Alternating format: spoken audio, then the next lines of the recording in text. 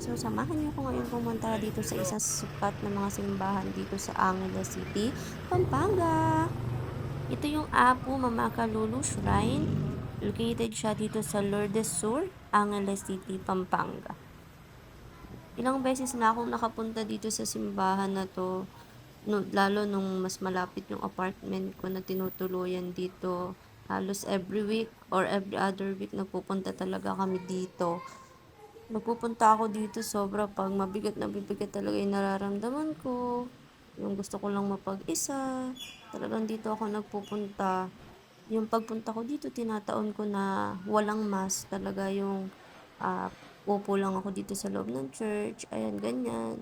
Magdadasal lang ako, sasabihin ko lang sa kanya yung mga prayers ko, yung nararamdaman ko. Then 'pag nailabas ko na sobrang, parang nabunutan ako ng tinik kasi 'di ba kahit hindi siya sumasagot alam mong pinapakinggan ka niya.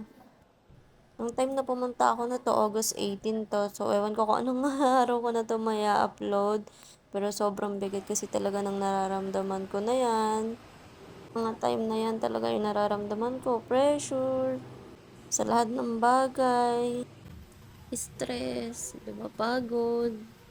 Nagsabay-sabay talaga as in dahil mga time na yan, ilang araw na lang may kakahirapan na naman akong, ay di ko na share.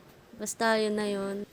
Punta ako dyan, meron sila dyan sa gilid ng Apo na mga bilihan ng kandila, then maghihiling ka, magpe-pray ka sa kanya. Nung time na yan, ayan, hiniling ko, unang-unang hiniling, guidance. Siyempre, ilang araw na nga lang dahil nga may kakaharapin na naman akong, ay, nako, basta, yun na yun. Hindi ko na-share kasi baka hindi maganda yung kalabasan. Pero ayun, naniniwala pa rin ako sa kanya na kung ano yung loloobin niya, ay tatanggapin ko talaga ng buong buo, bukal sa puso ko. Kasi naniniwala ako na mas alam niya kung ano yung makakabuti para sa akin.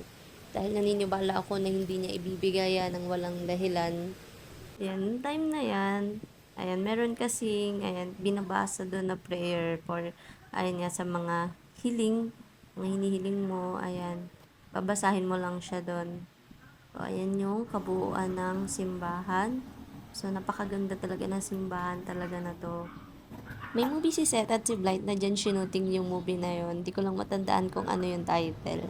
So, ayun guys. Punta na kayo dito sa Apo Mama Kalulu Shrine.